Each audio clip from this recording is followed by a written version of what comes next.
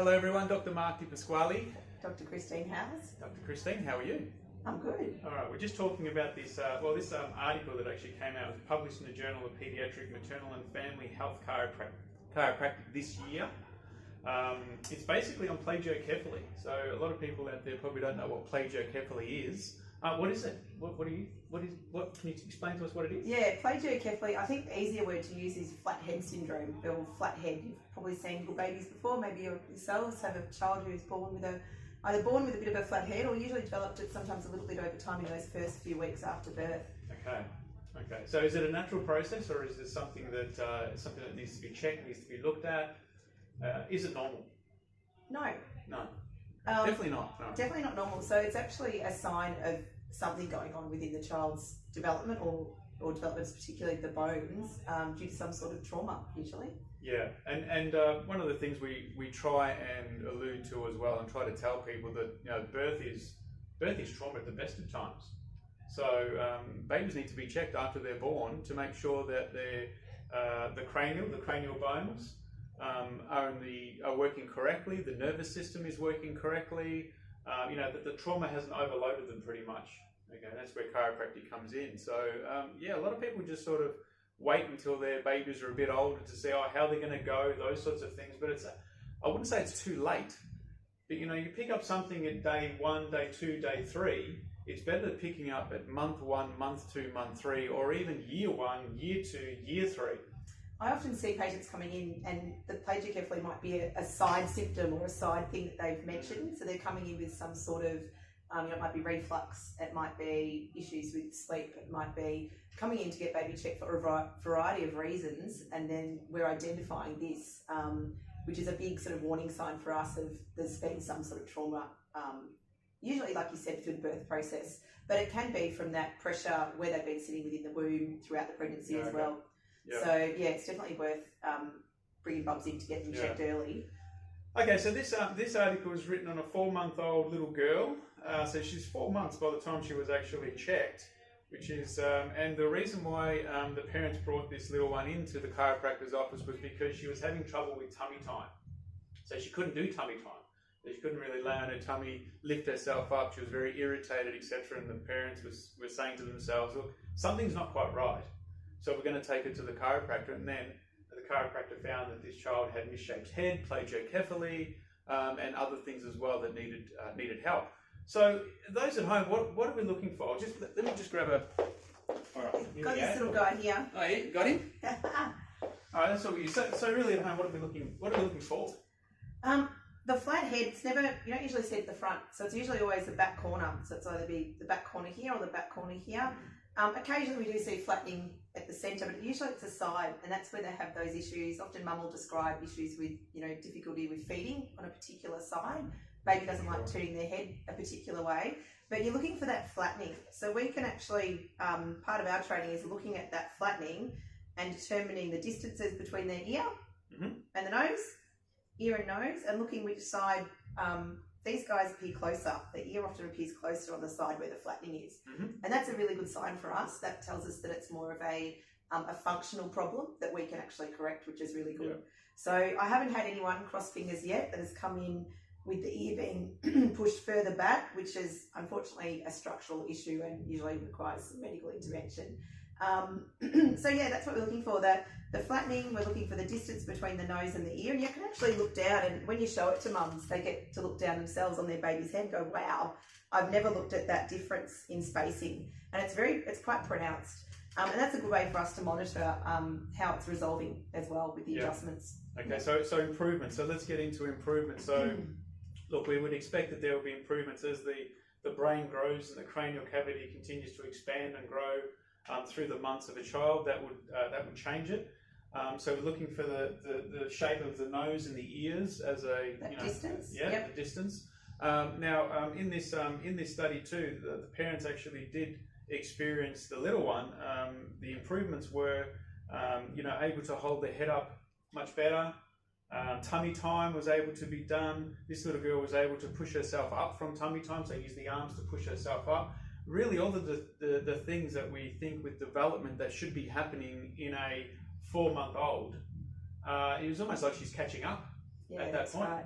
There's actually been previous studies done as well that the long-term side effects of having that flattening of the head, most people are looking at it as aesthetically or cosmetically. I don't want my child to grow up with a flat head, but you've got to think of a developing brain in that cavity.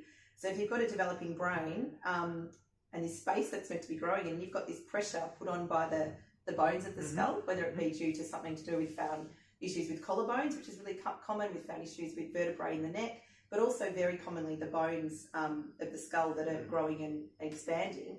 But if there's a restriction there, you imagine, you've got this space and you're restricting it, it can actually affect brain development, which we're seeing obviously some motor skills delayed, but long term they've actually found research with school-age children can actually delay developmental learning skills. So it's not usually being picked up until around the 7-8-year-old time frame, but that's when we're seeing the impacts of something that can start at birth. So I think I can't stress enough the importance of getting your children checked early. It might mean we check them when they're clear, but we can get onto things so we don't find these things happening down the track that can affect their growth and development. Yeah, that's right. And I think that's I mean, the numbers of the in our community, the numbers of babies being born is a lot. On average, is about 10. Especially with COVID, we've got a massive influx of babies, so COVID babies.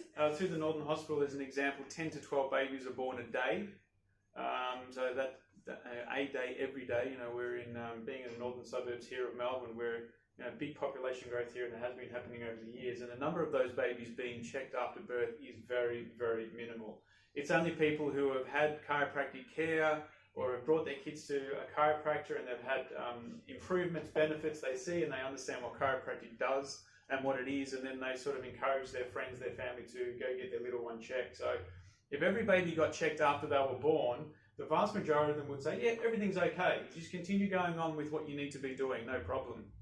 Unfortunately, parents wait until they see obvious signs where something's not quite right, and it's later down the track. So, and look, it might come down to fear as well. You think chiropractors work on bones, and babies have such soft developing bones. Why would we want to crunch or crack a baby? And I guess our care is very different to that. And most chiropractors do. That doesn't happen for babies, and that's a thing that a lot of people need to realise. They jump on YouTube and they sort of Google or check it for chiropractic or something like that, and they come up with all these weird videos of people getting crunched and cracked, and that's just not chiropractic. So chiropractors who work with babies, we have a very gentle approach. We use a neuroimpulse approach, which is it's a fast impact, a fast velocity, fast speed, but very gentle and light. And we pre-check all our babies first prior as well to make sure that the adjustment is actually going to deliver the right information to the brain. And I remember Dr. Christine as well, when going through trainings as well. I mean, you've been through more trainings than with regards to your experience in our team. You're the most experienced in our team, and I would say right up there with regards to your experience Melbourne-wide. But I remember in the trainings that the amount of force that we would put on a baby in an area where they do need input or an adjustment would be, it wouldn't even break the skin of a ripe tomato. Yeah, it's so gentle. It's not like, it needs to be seen to be understood. So look, if you do have any newborns out there that do need to be checked, please give us a call. We can have a chat about this. But what I'm actually going to do is I'm actually going to put a link to this study on the comments here. So on the comments below. So I'll put a link to the study, so anyone who's looking for that study, who wants to read it themselves, just click on it and you can just read it yourself. It's absolutely amazing research. But I think in summary, it just comes down to birth trauma, how birth trauma affects a baby physically, and then also how it can possibly affect the nervous system. I mean, if we think of the birth process, how does the skull get through and get out, without any trauma? It's made like a baby's skull is made that the skull bones are separate, and they actually do conform and they do shift through the birth process. And that's even with a C-section or cesarean section. It's not. Well, I think that's vacuum or vacuums and things like that. Forceps with a cesarean. These are the problems. Well. So, we get a lot of babies brought to us because forceps will be used, etc., and they'll have obvious signs on the face and those sorts of things. But the research we're seeing that if forceps are being used full stop, they need to be checked. If the vacuum extraction is being used full stop, they need to be checked. every time. And C-section very traumatic.